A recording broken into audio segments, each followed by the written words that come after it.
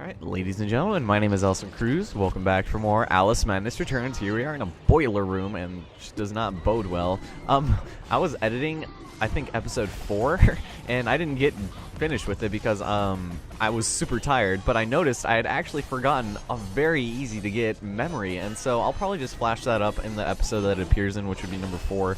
Because it would seem kind of weird to put it in this late, especially if people might, there's always the possibility somebody might actually be using this as a guide, which I wouldn't necessarily condone, but I wouldn't be against it since I'm collecting everything, so whatever.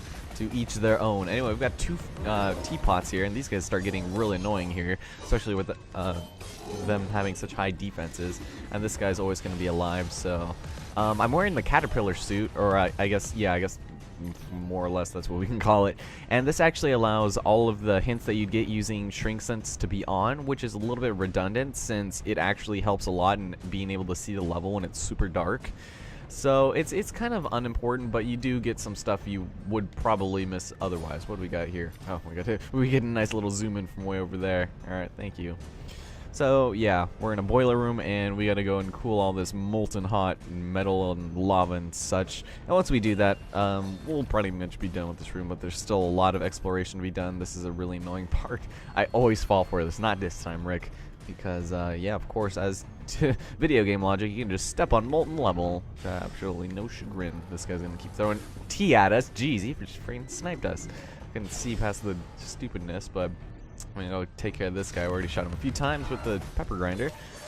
So how are you guys doing? I just woke up. Literally just woke up. I'm on the same cup of coffee I was when I was editing the other video, which means it's cold, and I just need to get something recorded before we're done here. So we're gonna finish up chapter 1 and then call it good to go. Alright, so let's go turn the valve, shall we? We're almost done with chapter 1. There's just a couple more things we have to do and then we'll be finished. Are we gonna get the... Thank you. God, my eyes are like burning right now, or at least just my right eye is like really like watering, but so yeah, that was kind of disappointing. I already missed one, but which means by the time we're done with this, we'll be missing 1. Anyway, let's take care of these stupid hives. I hate these things so much. Hate to say I told you so, but die, asshole. So, oh, also, something I should mention. This is actually the place where I got my first time calm in the face of death, because bolter flies count as enemies. So if you just don't get hurt by these guys, which is really easy to do, if they latch onto you, all you have to do is just dodge out of the way with the right bumper or whatever, turn into a bunch of flowers. Is that a guy up there? Oh, there is. Okay, I was looking at the crate and I was like, wait a minute, that's not supposed to be him. And if you kill 5 of them in a row, you can even do it on the first level when we first get the pepper grinder. Just let them get you down to 1 health and then use it, because it's just any time, even before you get hysteria, you can get that. So that's a really easy place, and that's where I ended up getting it for the first time. And so there's going to be a couple of collectibles we can get here, and they're kind of annoying to get because in the center there's going to be an annoying enemy. But first, let's go ahead and over here, and you'll notice there's a keyhole right down here into this area. Ooh. Alright, gotta watch out, because... Oh, wow, of course I would miss. There's gonna be teapots down here. God, this sucks. Another bolterfly thing, so we'll probably take care of that as soon as possible. Not good. Not good. Alright, so usually at this point, I think I would probably be using the Hatter's hat, but I think there's another place that would be better suited for it. And we got this right over here. Looks like a nice little flaccid, uncircumcised pig snout there. That's fun stuff. I'm listening to Lazy Eye right now. It's amazing. God, I was listening to it the other day, and I literally did nothing for the entirety of the song's length. Like, I was just sitting, like, it's a 6-minute song. We're just kind of saying a lot, because to do nothing for 6 minutes and just listen to a song, stop whatever you're doing, I was just in bed. And then I was just like, God, that's amazing. It's like my equivalent to smoking a cigarette. It's just... If a cigarette takes 8 minutes off your life, then Lazy Eye with Silver Sun Picos takes off 6, so... I don't know which is worse for the health for me, but okay. So I just want to take care of that stupid teapot because he's just gonna snipe us as we saw before. So there's a bottle and pig snout in there. We got to get back up there, but luckily we've got some things here. Are you gonna come out yet? I hear the music. Also, a menacing ruin is gonna be up there waiting for us, which makes things not quite as fun. So anyway, we have to head back over here anyway. So let's go do this real fast, and we don't have to kill the menacing ruin. I don't think I'm gonna waste my time just because he's kind of a, like I just said, a waste of time. So. Stupid. I am like crying now. God, I hate my eyes. They water way too much. It's ridiculous how much they... Everyone knows the mischief began among your father's mountain of paper, Alice. The real question is how. Yeah, it would like suck because it always seems like I'm crying when I'm not. Just even at anything, like you see a tear in someone's eye, or at least someone sees a tear in my eye, they assume I'm like tearing up about something. But it's just my eyes just over water and like my contacts get overly dry, which I guess is a good thing because it's flushing out toxins and dust and stuff that I don't need in my eyes. At the same time, it's like I don't want to seem like I'm crying. I don't care if people think I'm crying. I would probably cry in public if it meant anything, but you know, it's not like, yeah, I don't know. I don't even know what I'm trying to say at this point. So I think this is our fifth collectible in here. Or wait, maybe this is just a secret. Wait, we weren't just in here. This is just bones, man. Oh, also, if you want to upgrade your weapons, just go to weapons, and then you can go and do so here. I almost kind of just want to do the Vorpal Blade immediately, but I like having my half damage on Nightmare difficulty. So, and we've already shown this, so I'm going to show the next iteration of the Pepper Grinder, which is oh my god, the final incarnation of this looks freaking amazing. So. We'll be switching out eventually, and I accidentally just tossed a Clockwork Bomb there. So the Clockwork Bomb does not, despite it being a weapon, as well as the Umbrella. The Umbrella counts as a weapon in this game. Despite that, they do not have upgrades. The other two do, however. So, and we'll get into those a little bit later. God, are you kidding me? I got stuck on the wall there, on the wooden splintery wall. All right, we're gonna ignore the menacing grimace right there because I don't want to deal with him. But over here, we've got ourselves another little area that we can go to, and we're gonna go collect this little memory real fast. And there we go. So I'm gonna go ignore him. Remember, Alice, don't curse the darkness or the cold when you're in the library at night.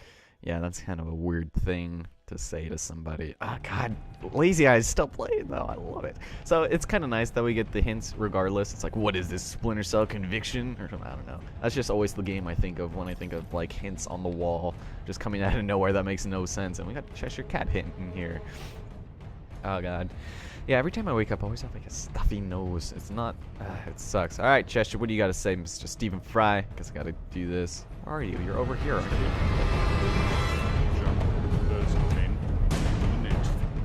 Where are you?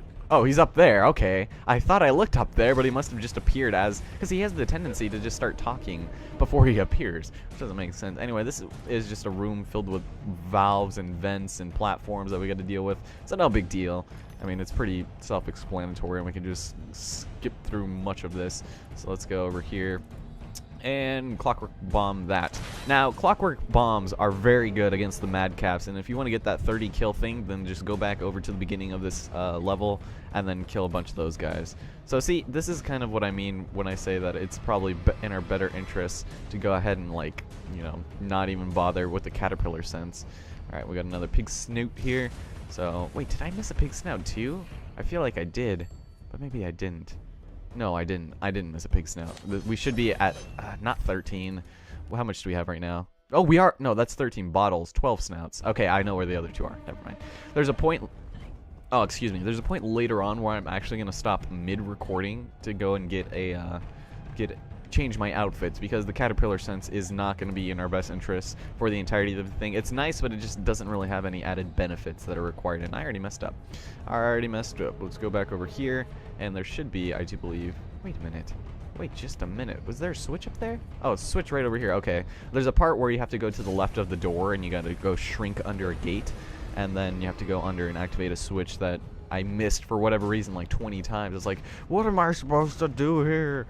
So yeah, the first time I play games, I typically don't like using guides because it's nice going through and then, you know, getting the unadulterated experience because, you know, of things. Let's see, we got just teeth in here. Teeth. Is there a song about teeth or something? Because it's like there should be like an unnecessary one. So this is the one where I went over here and I was like, okay, so we got to shrink under to get to this. It's like, okay, now where's the switch? Do you got to activate that already green one to change the vents, or what? You have to go somewhere you missed? Well, I guess I must not have been looking far enough, or I was just concealing it or something, but here it is up here. And it seems really stupid in hindsight to miss something so obvious, but it's like, it didn't take me like 20 years. Is that what I said it did? Well, it didn't. Okay, so now we got to go ahead and jump over to this right over here. And then let's see, what else do we want? Just head over to this grate, I suppose. So this is kind of where it gets like linear and like really unnecessarily easy. I say that now, but I'm probably going to be changing my mind later. And then we gotta use a clockwork bomb on this thing to hold it down. It's pressure, pressure, pressure, pressure. Pressure, pressure, pressure. Ooh, game? No cutscene? Did you see that? The cutscene screwed me over. It came to a fixed camera and then I walked off the edge. I completely forgot about that.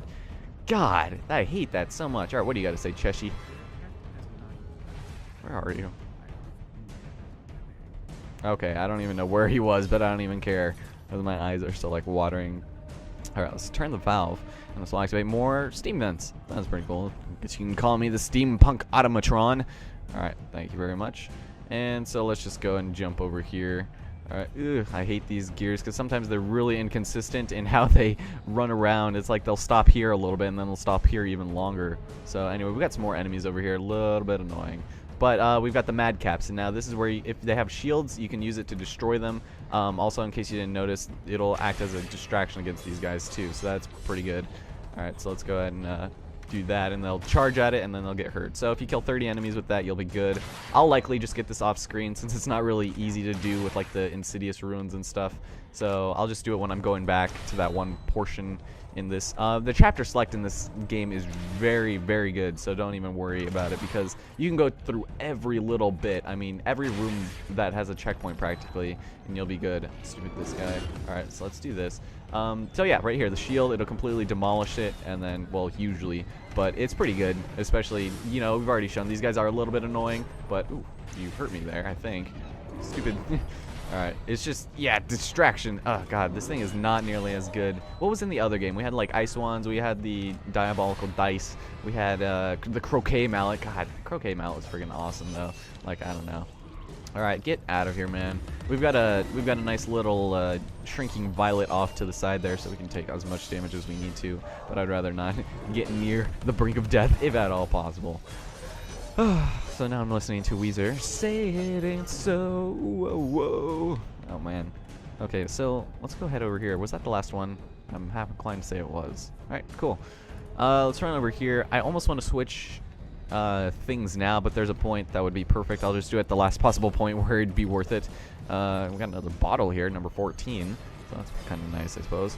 And we didn't even really need it. We didn't even need... Oh, get out of here. God, I hate how you can barely see them. So we don't even need that shrinking violet. Hardly. I would hardly call it necessary. But the outfit I'm going to be changing to is going to be... What was it again? It's the one where I could genuinely restore health at 100 miles a minute, so that's good. I already forgot which one it was, but I was not prepared to commentate today. And where else do we go? I'm a little bit lost right now. This is very simple. Oh, no, we just continue onwards over here. Duh. Okay, so let's go jump over here and continue onwards. So how you guys doing? We got a bunch of nabbies following us. So that's pretty nice of them. Oh, no, never mind. When we head off into the next area, it's going to be kind of annoying. We haven't seen the boss, quote-unquote, yet, have we? No, this guy right here. Okay, so this guy, I don't know if this is the first time we saw him, but if it is, I forgot to mention it. Here is unwelcome. We have a mission to complete, and you are an intolerable annoyance. Some like it hot, but no one likes it this hot. Some like it hot, some will not get not. Dun, dun, dun. Whatever, they always used to play that stupid song at work. Anyway, that is the Dormouse. If you guys are familiar with any of the Alice lore or any of that nonsense, oh god. And if you played the first Alice game, then you'll know that when we went off into the Mad Hatter's domain in Alice 1, that he was actually torturing Dormouse and the March Hare, and I'm getting hurt by... Oh, stupid teapots. Not very short, not very stout. That was not very nice. But you remember when we were talking about animal abuse and all that nonsense, and it was like they were just sitting there being electrocuted and, you know, held against their will. Jesus, don't throw me in the lava, man. Those guys are dicks. Okay, let's go over here. Alright, don't reach me from here, please. Oh, God, they still can. Well, they're getting their revenge because the Mad Hatter, you know, even though they used to be friends, they... were kind of being... Oh, God, I completely forgot about this. Nope, I'm sorry, nope. Oh, God, I keep forgetting about that. I'm trying to talk about the backstory between the Dormouse and the March Hare, but yeah, those are the two animals that were getting tortured in the first game, and that's kind of where the game started getting, like, eek, for me. Like, it was getting kind of disturbing, even in a weird 2000 sense. Alright, there should be violets over here somewhere. I know it. I'm sure. There's actually going to be some on the ground when we drive this place up, which is almost strange. Jesus Christ. Oh, it's this guy. Alright, so let's go take care of this insidious asshole. Ugh, there we go. Okay, very nice. So yeah, just in case you guys were not familiar or you needed to be brought up to snuff to that, then yeah, they're getting their revenge on the Mad Hatter. They dismembered him, took over his domain, and now they're wreaking hell, and we gotta go find Mr. Hatter's remains and then bring him back. But you do kind of see them. They will appear in a shortcut here fairly shortly. So I've got the arms you need. Well, strictly speaking, the Hatter needs them. Well, it really doesn't matter. I'm going to crush you.